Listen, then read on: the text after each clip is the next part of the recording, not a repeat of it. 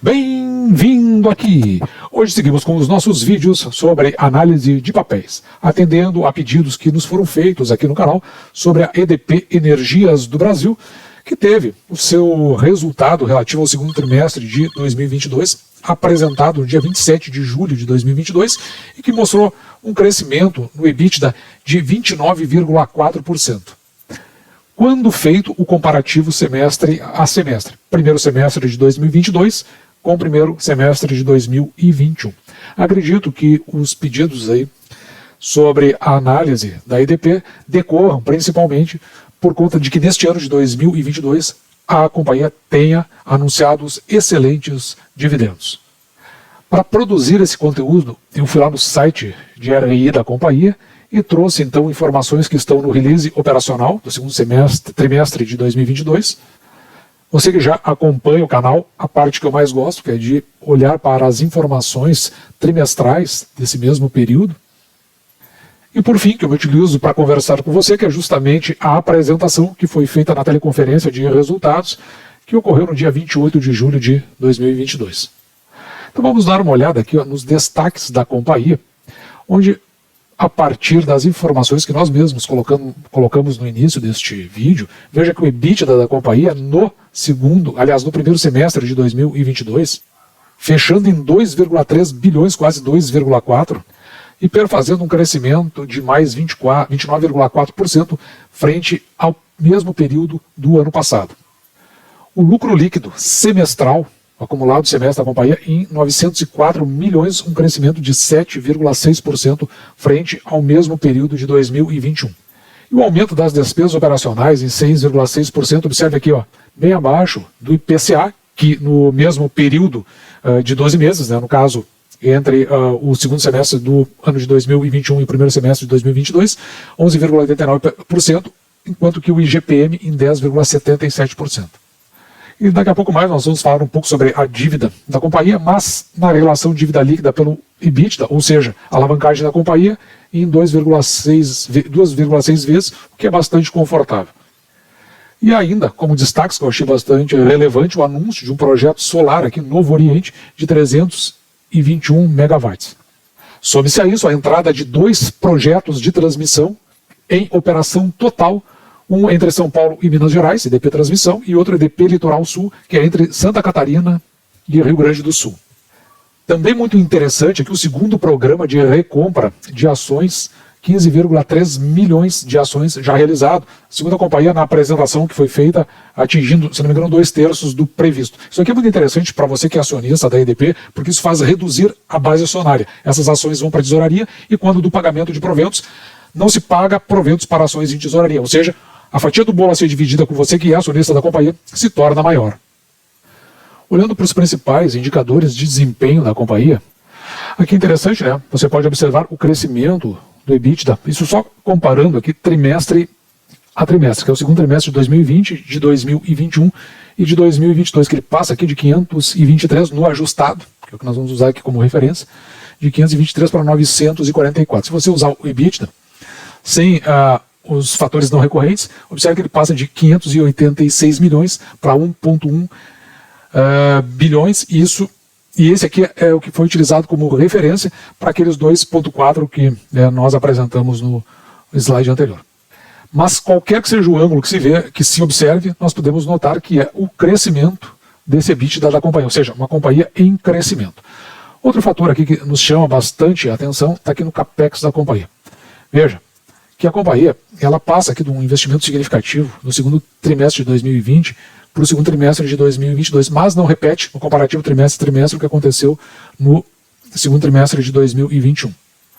Mas ainda assim, mesmo abaixo do trimestre do ano anterior, é um patamar de investimento bastante interessante. No lucro líquido da companhia, veja que ela salta aqui no comparativo trimestral de 237 milhões para 381 só no trimestre. No entanto, o que colaborou com os 900 milhões, que foi o lucro líquido total, foi o que ela teve de resultado de fato no primeiro trimestre de 2022. E nós vamos acompanhar para o próximo trimestre, ver se realmente ela se mantém no mesmo patamar do trimestre anterior deste ano, ou se ela vai se regulando aí, não subindo tanto quanto se possa imaginar. Olhando para o EBITDA ajustado da companhia, que sai desses 618 milhões no segundo trimestre de 2021 para 944 no segundo trimestre de 2022, levando em consideração os fatores que mais contribuíram. Veja que o destaque para a companhia é na distribuição. A EDP, eu não falei, ela é uma empresa verticalizada. Ela tem a geração, a transmissão e a distribuição, além de operar no Mercado Livre, que é esse trade que você está vendo aqui, ó, com contribuição de 40 milhões. Observe que depois da distribuição, quem mais contribui é a transmissão. E, por fim, a geração hídrica. Se você não expurgar o VNR e a transmissão IFRS, no caso aqui o valor novo de reposição, e a transmissão utilizando o padrão internacional para as demonstrações financeiras, então neste caso, se não forem expurgados, fecharia aqui o EBITDA da companhia, só no segundo trimestre de 2022, em 1,1 bilhão. Olhando para os investimentos, né, e geração de valor com relação à distribuição, você pode observar aqui, ó, na parte do CAPEX, veja aqui, em azul aqui você tem as perdas, no verde você tem as melhorias e aí sim, que é o que realmente interessaria. No azul claro que a expansão. Observe que se nós compararmos, ou na verdade se nós tomarmos todo o ano de 2022, 70%, ou melhor, 50%, já utilizado do CAPEX no primeiro semestre de 2022, abrindo ainda espaço para até um pouco mais do que isso no segundo trimestre de 2022. Nas perdas totais, a companhia enfrenta um problema de perdas na parte de distribuição, estando abaixo, aqui ou melhor, acima dos patamares que foram estabelecidos pela ANEEL, tanto em São Paulo quanto no Espírito Santo. Se você olhar aqui nessas letrinhas menores, você vai ver quais são os parâmetros que foram estabelecidos pela ANEEL. Se você olhar aqui para o EBITDA da distribuição, você vai observar o quanto a distribuição ela contribui nos resultados da companhia. Eu não vou fazer a leitura aqui do EBITDA, porque não vem ao caso. O importante é que você entenda que a força da companhia, em termos de geração do seu resultado, ela é muito mais forte aqui na distribuição. E observe, né, o quanto muda em relação, aqui olhando o EBITDA, naquele gráfico anterior eu estava olhando para o regulatório, veja o quanto muda aqui quando nós falamos da transmissão de energia. Mas ainda assim, em termos de transmissão, veja que a companhia tem 2.087 km de linha de operação, ela está com 89% da sua RAP, isso porque nesse lote 1, que se eu não me engano é de 2020, ele está com um avanço físico aqui ó, de 11%. Então, está com grande parte da sua receita anual permitida em operação.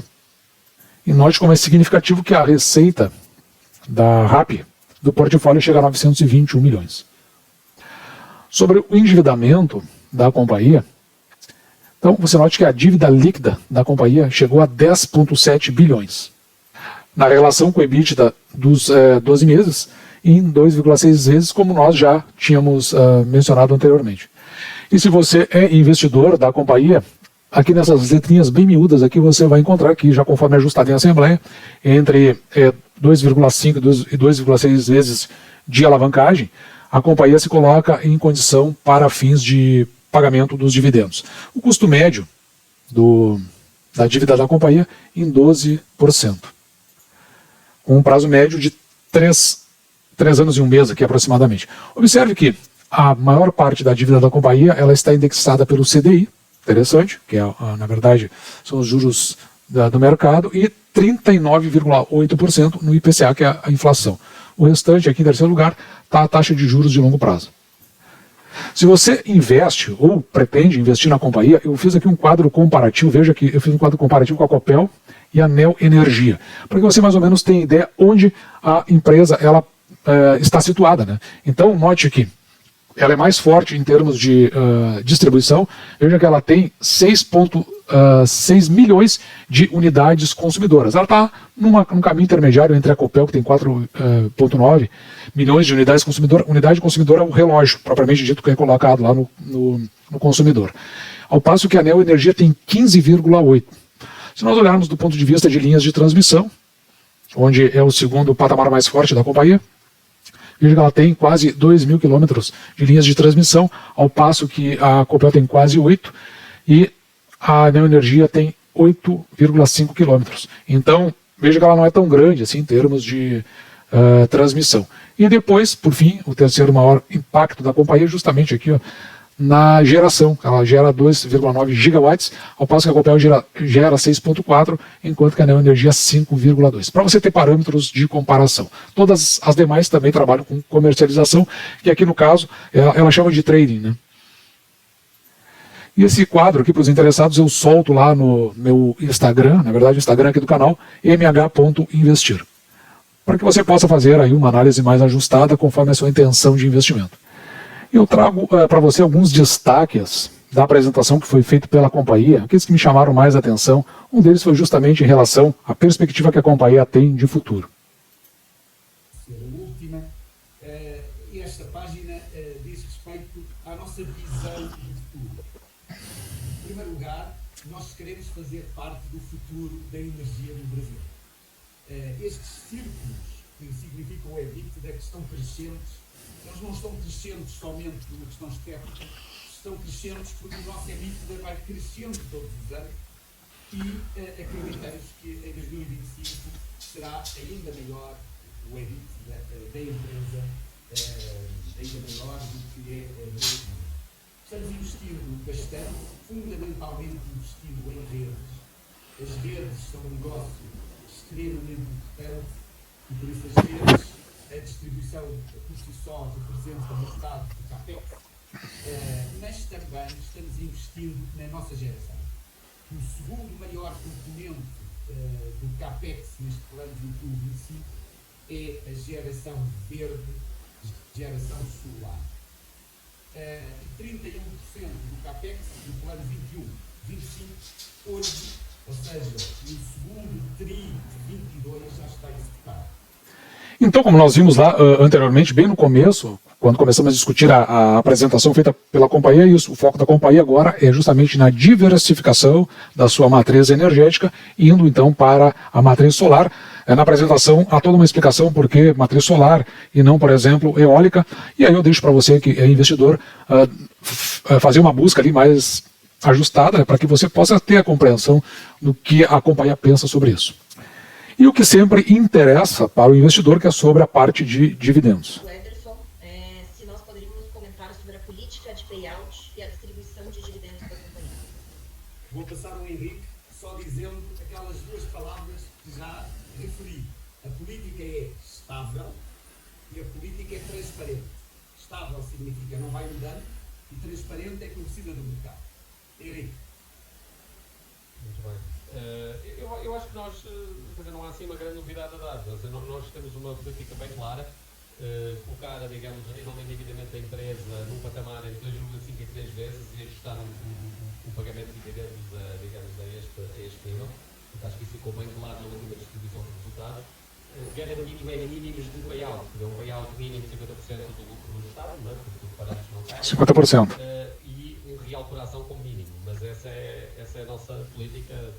Presta atenção no que ele vai dizer agora. No ano distribuímos mais porque havia condições para isso, mas esta a política situa-se aqui. Portanto, são garantias mínimos, que é 50% de um real, portanto, o maior dos dois, e colocando um patamar entre 2,5 e 3 vezes, conforme há investimentos e geração de caixa.